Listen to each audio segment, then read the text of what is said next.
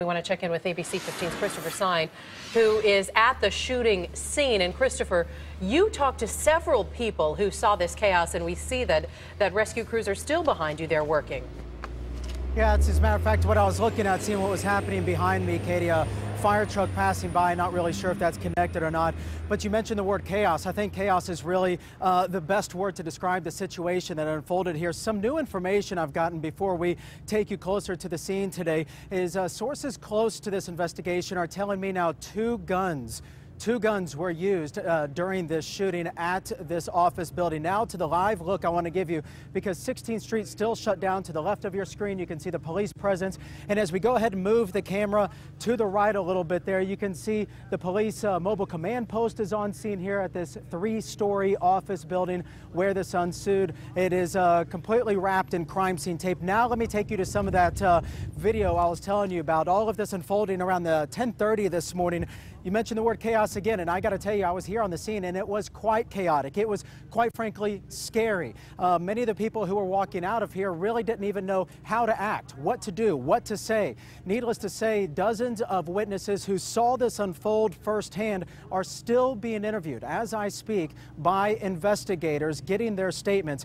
Meanwhile, as I approached the scene and I was talking to these people and looking at them, they were somewhat in awe, in shock. They really didn't know what to say, and those I spoke with were clearly shaken up. I kind of walked out into the hallway to see what was going on, and down in the back part there, there was a couple people laying on the ground bleeding. It's nerve-wracking, definitely, to know something like that can happen in the middle of an office building, and you know, it's a Wednesday at 10-something. There's no words. It's just, it makes you angry.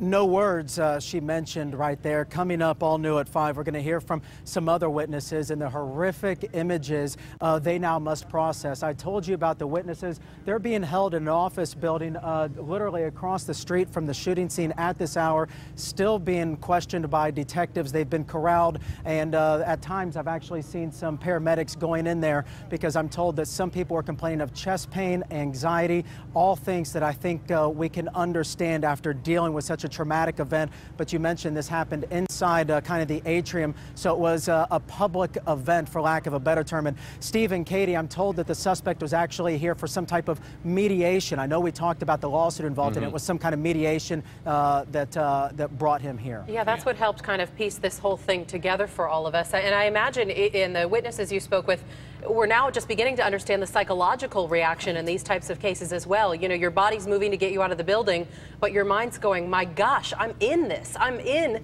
the situation that I see on TV so many times across the country. Right, and Katie, something I noticed about the people I was speaking to and the people who actually saw, unfortunately, the victims on the ground, it's almost they were looking right through me. They were in a complete daze. I felt terrible for them, to be honest with you, talking to them, and it was a tough scene to digest for everybody involved. Yeah, I can imagine, like 10, 15 businesses in that building, so many people to see it. Thanks, Chris.